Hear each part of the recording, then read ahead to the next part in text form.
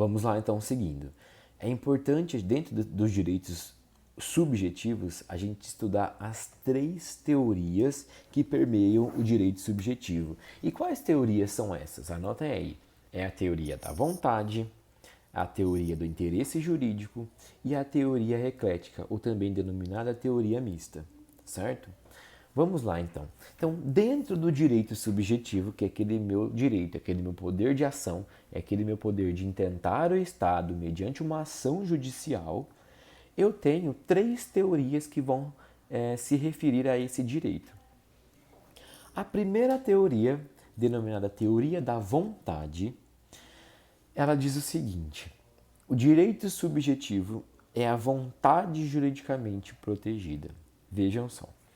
Quando eu digo que o direito vem proteger a minha vontade, eu, enquanto indivíduo, enquanto pessoa capaz de procurar o Estado mediante uma ação judicial, essa teoria da vontade, ela vem trazendo a presença, escrevam aí, presença do elemento volitivo, que é a vontade do agente, é a vontade do autor, é a vontade do polo ativo da ação em procurar o poder judiciário. Então vejam, eu quando tenho um direito lesado, como é o caso da empresa Oi, quando a Oi insere uma cobrança indevida na minha fatura, a Oi nada mais está fazendo do que me causando um dano, tanto um dano moral, mas principalmente um dano material, porque ela insere uma cobrança no qual não é devida, no qual eu não contratei, e eu disponho de meu patrimônio, de dinheiro, para pagar essa conta, essa cobrança de forma indevida. Então eu estou tendo danos materiais. Então vejam, então eu, enquanto sujeito de direitos, procuro o Poder Judiciário para reter esse dano reparado, para que a Oi me devolva, para que a Oi me ressarça esse dinheiro que eu investi. Mas vejam só, a teoria da vontade, ela protege a vontade do indivíduo em exercer esse direito. Só que vejam bem, quando eu falo que a teoria da vontade, ela protege a vontade do indivíduo em procurar o poder judiciário para ter os seus direitos reparados, seus direitos garantidos e assim por diante, eu deixo de fora determinado grupo de pessoas que não conseguem exprimir a sua vontade, que não conseguem externalizar a sua vontade. E aí eu peço que vocês abram agora o Código Civil de vocês, o artigo 3º, artigo 4º e artigo 5º. O artigo 3º, artigo 4º e artigo 5º, eles referem à capacidade dos sujeitos.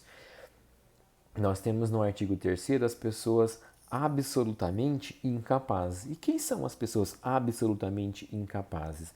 São aquelas pessoas que não conseguem expressar a sua vontade. São aquelas pessoas que não conseguem exprimir a sua vontade. Então, são aquelas pessoas que não conseguem procurar na justiça os seus direitos de forma individual, sozinhas. Quem são elas? São as pessoas menores de 16 anos. As pessoas menores de 16 anos, elas são absolutamente incapazes. Então elas não conseguem entrar com uma ação judicial sozinha, elas não conseguem expressar a sua vontade de forma individual. Elas precisam de alguém que seja um responsável legal para representá-las na justiça. Veja bem, além dessas pessoas absolutamente incapazes, disposta no artigo 3º do Código Civil, nós temos também quem? As pessoas relativamente incapazes. Quem são as pessoas relativamente incapazes? Eu preciso ler aqui para vocês. As pessoas relativamente incapazes são aquelas pessoas, vejam aí comigo, gente, artigo 4º do Código Civil. As pessoas relativamente incapazes são os maiores de 16 e menores de 18 anos, são os ébrios habituais, os viciados em tóxicos, aquelas pessoas que gastam todo o seu patrimônio com bebida ou com drogas. São as pessoas que... os filhos pródigos, né, que são aquelas pessoas, aqueles filhos que deterioram o patrimônio do pai, certo? Vocês vão estudar isso exatamente em direito civil, certo? Mas aqui a gente precisa passar por essa terminologia, por esse determinado assunto do direito civil, para tentar explicar a teoria da vontade para vocês. E quem mais são as pessoas relativamente incapazes, além dessas? As pessoas que temporariamente ou permanentemente não conseguem exprimir a sua vontade. Por quê? Porque estão em coma ou porque estão num leito de um hospital. Então essas pessoas, embora elas estejam desacordadas, ou a pessoa que está em coma, por exemplo. A pessoa que está em coma, ela é um sujeito de direitos? Ela é um sujeito de direitos. Ela continua tendo os seus direitos objetivos garantidos na lei. Porém, se um desses direitos objetivos da pessoa que está em coma, por exemplo, não é resguardado, não é garantido ou é violado, essa pessoa precisa procurar o Estado, precisa procurar o Poder Judiciário para ter a reparação do seu dano ou para ter a garantia de um direito. Só que ela está em coma, ela não consegue expressar a sua vontade. E mesmo essa pessoa não conseguindo expressar a sua vontade, a teoria da vontade, dentro do direito subjetivo, ela não consegue abarcar todas as pessoas, todos os sujeitos de direitos. Por isso que essa teoria ela é muito criticada, porque a teoria da vontade ela não dá conta de suprir toda a demanda, ela não dá conta de abarcar, de abraçar todas as pessoas, todos os sujeitos de direito. Ela deixa uma parcela de pessoas que não conseguem expressar a sua vontade de lado. Então ela não consegue proteger todo mundo. Então vejam que a crítica é exatamente essa. Que a teoria da vontade ela não consegue abarcar todos os cidadãos de maneira integral. Ela só vai abarcar aqueles cidadãos com a sua capacidade plena, aquelas pessoas maiores de 18 anos, aquelas pessoas que conseguem ter a sua vontade exteriorizada, certo?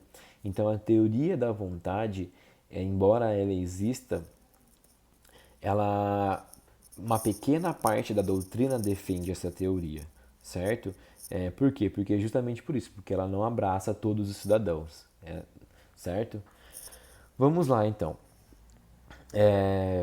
Dentro, dando continuidade no conteúdo, nós temos a segunda teoria, que é a teoria do interesse jurídico. O que diz a teoria do interesse jurídico? Ela diz o seguinte, que ela não protege a vontade do indivíduo, mas sim ela se refere ao interesse juridicamente protegido, ou melhor dizendo, ela vem se referir ao objeto da ação judicial, ao objeto juridicamente lesado pelos indivíduos. Vejam só, eu vou conceituar dando um exemplo. Nós temos a Lei Maria da Penha, certo? Como é que funciona uma ação judicial dentro da Maria da Penha? Tudo começa na fase extrajudicial, quando a mulher realiza uma denúncia ou quando a sociedade, a vizinhança ou alguém realiza a denúncia na delegacia, para a polícia. O que a polícia faz? A polícia, enquanto o delegado, enquanto pessoa central que vai gerir essa situação, o delegado instaura o quê? O inquérito policial, certo? O inquérito policial, ele vem fazer o quê? Ele vem fazer a parte investigativa, a parte extrajudicial, a parte administrativa. Então ele vai fazer a investigação, ele vai colher depoimento, ele vai fazer o exame de corpo de delito e vai relatar isso em parecer escrito. O delegado, concluindo esse inquérito policial, ele vai mandar esse inquérito para onde? Com essas provas? Para o Ministério Público. O Ministério Público vai receber o inquérito do delegado e vai falar o seguinte: bom, de acordo com as provas aqui, esse caso cabe uma ação penal. Então, o Ministério Público instaura a ação penal. O Ministério Público vai ser o sujeito ativo dessa relação. Pois bem, uma vez que o Ministério Público ele protocola essa ação judicial na Justiça, essa ação judicial não pode mais ser retirada, ela não pode mais ser arquivada, por quê? Por vontade da mulher, por vontade de qualquer uma das partes. Então veja que a teoria do interesse jurídico ela vem trazer a proteção ao objeto da ação, ao objeto juridicamente protegido. E qual objeto juridicamente protegido nós estamos falando dentro da relação da Maria da Penha? A vida ou a integridade física, certo? Então, independente, vejam só que a teoria do interesse a teoria do interesse jurídico, ela não vem mais proteger a vontade, porque para ela pouco importa se a pessoa tem vontade ou não. Uma vez a ação instaurada no processo judicial, essa vontade da vítima em arquivar o processo, ela é descartada. Então, o Ministério Público, como autor da ação, e a pessoa que violenta a vítima como réu, esse processo ele vai seguir até o fim, certo? Então, independe da vontade da vítima. Vejam só, eu tenho aqui um outro conceito também que vem falar sobre a teoria do interesse jurídico. Assevera que o direito subjetivo é o interesse juridicamente protegido do indivíduo, ou seja, o interesse jurídico da pessoa garantido pela ordem jurídica, ou seja, é o interesse jurídico, o objeto juridicamente protegido, sendo garantido pela ordem jurídica, pelo Estado. Então vejam que a vontade do indivíduo ela não é mais tão relevante quanto na teoria da vontade, certo? Aqui na teoria do interesse jurídico, nós vamos defender o quê?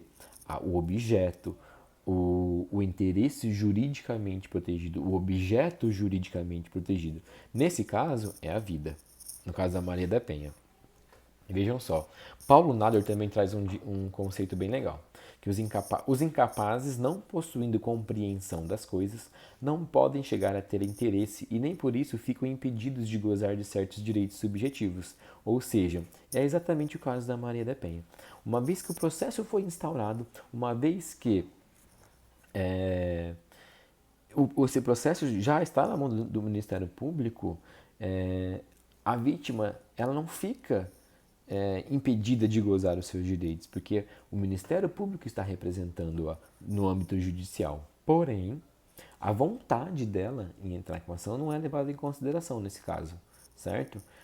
A não ser que dentro do inquérito policial, se eu não estiver enganado, acho que tem 7 dias para a pessoa desistir do inquérito, mas uma vez instaurada a ação penal, que é lá na frente, depois do encerramento do inquérito, a vontade dela não é mais protegida.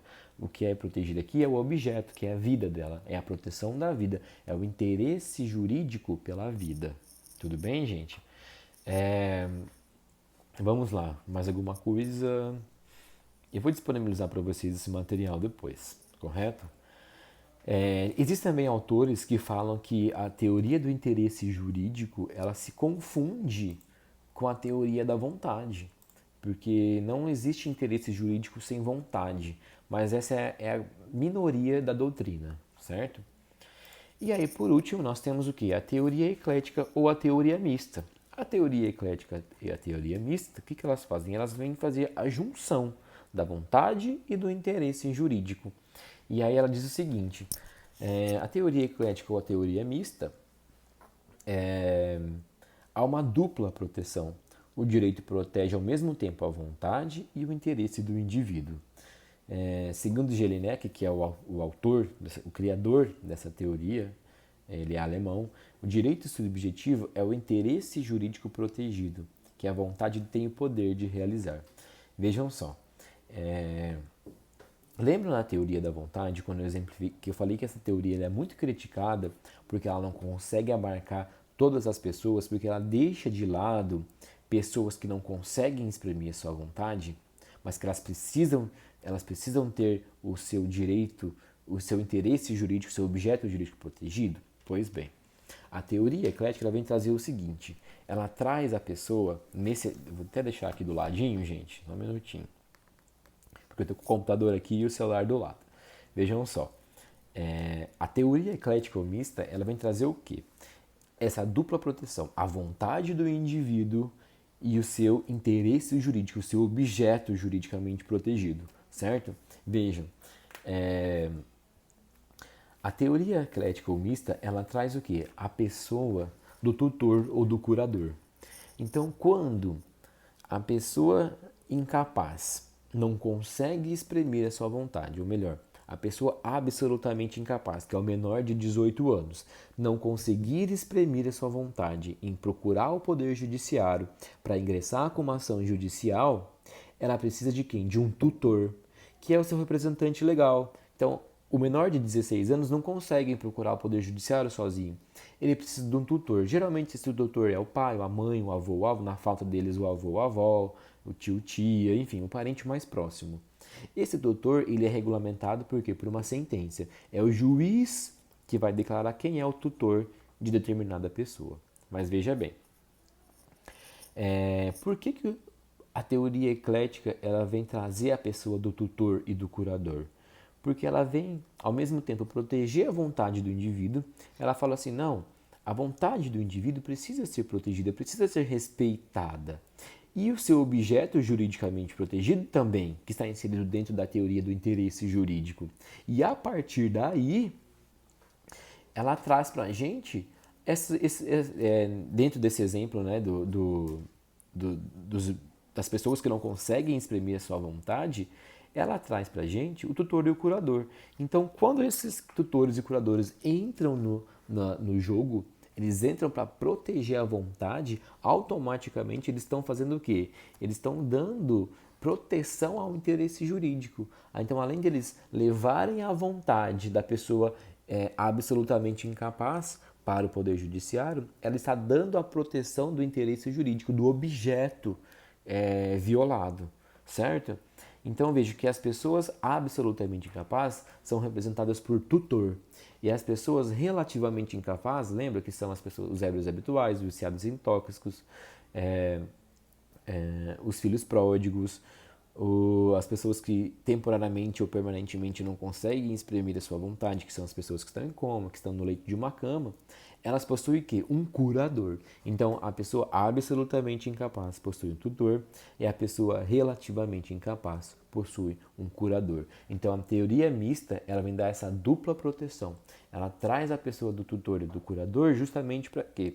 Para proteger tanto a vontade quanto o interesse jurídico, tanto a vontade quanto o objeto juridicamente protegido. Então ela faz essa dupla proteção, ela casa as duas teorias e cria então a teoria, criando então a teoria eclética ou a teoria mista. Certo, gente? Então essa foi a nossa aula de hoje. Peço para vocês que assistam novamente esse vídeo, pausem, vão ao código, procurem na lei tudo que eu falei até agora, já falei alguns artigos, leiam um artigo. E aí eu vou encerrar o vídeo agora. E encerrando o vídeo, eu preciso que vocês vão para a atividade lá no Classroom, que eu vou deixar uma atividade para vocês elaborarem e depois eu vou atribuir nota, certo? Nota e presença. Tudo bem, gente? Muito obrigado pela companhia. Desculpa qualquer coisa, ainda não é fácil enfrentar as câmeras, professor. Não sou professor de cursinho, sou professor de presencial e ainda não é fácil para a gente enfrentar uma câmera. Parece que a gente está sendo julgado a todo momento, a gente não pode errar, né? Mas não é bem assim. Então, com o tempo, a gente vai se familiarizando com esse ambiente virtual, com essas aulas virtuais, enquanto nesse período de coronavírus. Tudo bem? Muito obrigado pela atenção e até mais.